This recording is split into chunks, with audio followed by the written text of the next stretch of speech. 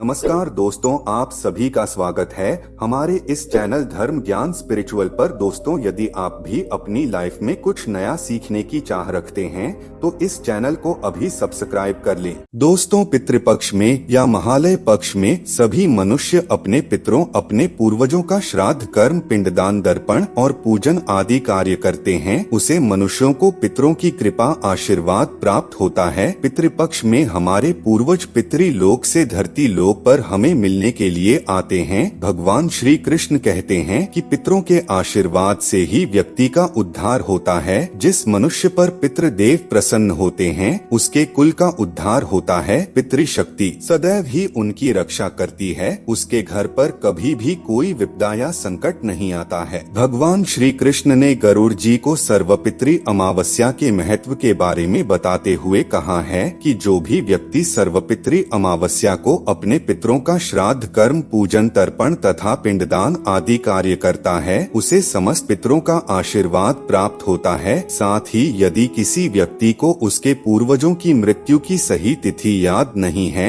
या किसी मजबूरी के कारण वह अपने पितरों का श्राद्ध तथा पिंडदान नहीं कर पाए हैं तो वह व्यक्ति सर्वपितृ अमावस्या के दिन अपने समस्त पितरों का श्राद्ध कर्म, पिंडदान आदि कार्य कर सकता है। साथ ही वह इस दिन अपने पितरों को प्रसन्न करने के लिए विविध उपाय भी कर सकता है। सर्वपितृ अमावस्या के दिन अज्ञात पितरों का भी श्राद्ध किया जाता है, अर्थात जिस व्यक्ति को अपने पितरों के विषय में कुछ भी जानकारी नहीं होती है तो वह सर्वपितृ अमावस्या के दिन उनका श्राद्ध कर सकते हैं। ऐसा करने से सभी अज्ञात पितरों को भी मोक्ष मिलता है और इसी कारण से सर्वपितृ अमावस्या को सर्वपितृ मोक्ष अमावस्या भी कहा जाता है। दोस्तों, यदि आपने पितृपक्ष में अपने पितरों या पूर्वजों का श्राद्ध, पिंडदान, तर्पण आदि कार्य किया है तब भी आप सर्वपितृ अमावस्या के दिन बाकी अज्ञात पितरों के लिए भी यह कार्य जरूर करें, क्योंकि पितृपक्ष में हम जिन पितरों का नाम लेते हैं केवल उन्हीं को ही इसकी प्राप्ति होती है। इसीलिए सर्वपितृ अमावस्या के दिन ज्ञात और अज्ञात पितरों की तृप्ति के लिए दान धर्म जरूर करना चाहिए। दोस्तों, इस साल पितृपक्ष का आरंभ 29 सितंबर 2023 भाद्रपद मास के शुक्ल पक्ष की पूर्णिमा तिथि को हुआ है और इसका समापन 14 अक्टूबर 2023 आश्विन मास की सर्वपितृ अमावस्या के दिन होगा। दोस्तों, इस दिन सभी मनुष्य अपने पितरों को सम्मान के साथ विदा करते हैं और समस्त पितृगण पितृपक्ष समाप्त होने के बाद अपने परिजनों को आशीर्वाद देकर वापस अपने लोक पितृलोक में लौट जाते हैं। दोस्तों, पितृपक्ष में आपने कई प्रकार के उपाय करके अपने पितरों का आशीर्वाद अवश्य ही प्राप्त किया होगा। दोस्तों, यदि आप सर्वपितृ अमावस्या के दिन भगवान श्री कृष्ण द्वारा बताए गए यह विशेष उपाय करते हैं तो आपके पितृदेव अत्यंत प्रसन्न होकर आपको आशीर्वाद प्रदान करते हैं और अपने लोक पितृलोक में वापस लौट जाते हैं। पितरों के आशीर्वाद से व्यक्ति को सूक्ष्मृति की प्राप्ति होती है। भगवान श्री कृष्ण कहते हैं कि सर्वपितृ अमावस्या के दिन अगर आपके द्वार पर कोई पशु या प्राणी आते हैं तो यह अत्यंत ही शुभ संकेत माना गया है। दोस्तों, यह संकेत है कि प्राणियों के रूप में आपके पितृदेव, आपके पूर्वज आपसे मिलने के लिए आपके घर आए हैं। तो ऐसे में आपको उनके दर्शन करके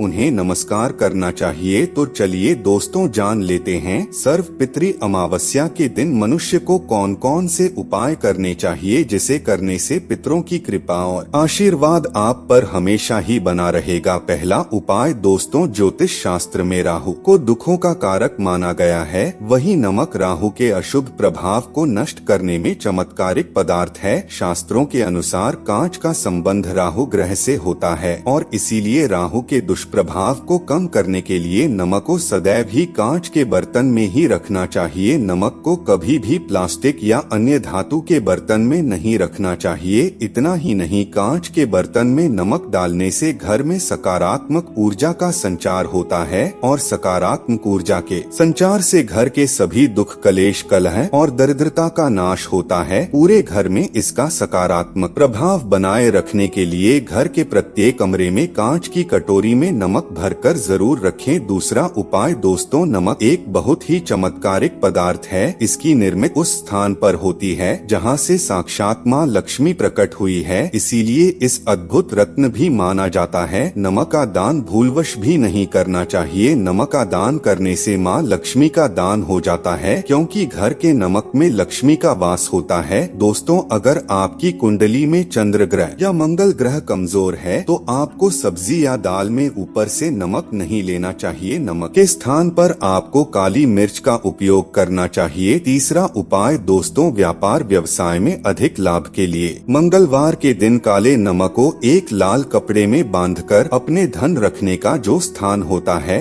उस जगह पर रख दे। यह उपाय करने से आपके धन में वृद्धि होने लगेगी, अकारण ही धन का खर्च नहीं होगा और किसी भी प्रकार का आर्थिक नुकसान आपको उठना नहीं पड़ेगा। इस नमक को हर 15 दिन बाद बदल देना चाहिए और पुराने नमक को पानी में घोलकर इसका व्यापार के स्थान पर छिड़काव कर देना चाहिए, जिससे उस स्थान पर मौजूद नकारात्मक ऊर्जा नष्ट हो जाएगी और सकारात्मक ऊर्जा में वृद्धि होगी। चौथा उपाय, यदि आपके घर में सदैव छोटी छोटी बात पर लड़ाई झगड़े लेश कलह वाद विवाद होते ही रहते हैं तो आपको यह उपाय जरूर करना चाहिए। आपको गुरुवार के दिन नमक के पानी से पूरे घर में पोछा लगाए। यह उपाय करने से आपके घर से संपूर्ण नकारात्मक ऊर्जा का नाश होगा और घर का वातावरण सकारात्मक बन जाएगा। बार बार ऐसा करने से आप स्वयं महसूस करेंगे कि घर में किसी भी कारण से लड़ाई झगड़ा वाद विवाद होने बंद हो जाएंगे। पांचवा उपाय, घर को बुरी नजर से बचाने के लिए मंगलवार के दिन घर के मुख्य दरवाजे पर लाल पोटली में सफेद नमक बांधकर लटका देना चाहिए। ऐसा करने से कोई भी बुरी नजर या बुरा प्रभाव आपके घर पर नहीं डाल सकता। छठा उपाय, यदि लोगों की बुरी नजर के प्रभाव के कारण आपके बच्चे बार बार बीमार पड़ते हैं तो हफ्ते में एक दिन बच्चों को नमक के पानी से स्नान जरूर करवाना चाहिए। इससे उन पर बुरी नजर का प्रभाव नष्ट हो जाता है। सातवां उपाय, यदि पति पत्नी के बीच प्रेम की कमी है, छोटे छोटे कारण पति पत्नी में लड़ाई झगड़े होते रहते हैं तो यह उपाय आप जरूर करें। एक कांच की कटोरी में नमक डालकर उसे बेडरूम के किसी कोने में रख दे। इसे पति पत्नी के रिश्ते में सुधार आएगा। आठवां उपाय, अगर आप चिंताओं से घिरे हुए हैं, आपको रात को नींद नहीं आती है तो आपको सोने से पहले पानी में चुटकी भर नमक डालकर अपने हाथ पांव धोने चाहिए। यह उपाय आपके शरीर में मौजूद नकारात्मक विचारों को कम करता है और इससे आपका मन भी हल्का हो जाएगा, जिससे नींद भी अच्छी आती है और किसी भी प्रकार के बुरे स्वप्न आपको नहीं सताते हैं। तो दोस्तों, इस प्रकार से आप इन उपायों से अपने घर से नकारात्मक ऊर्जा को नष्ट कर सकते हैं। दोस्तों, आज के लिए बस इतना ही। आशा करते हैं आपको यह जानकारी अच्छी लगी होगी। अगर अच्छी लगी हो तो वीडियो को लाइक करें और अपने दोस्तों के साथ शेयर करें और कमेंट में जय श्री कृष्णा जय पितृदेव अवश्य लिखें। साथ ही चैनल को भी सब्सक्राइब करें। आप सभी का बहुत बहुत धन्यवाद।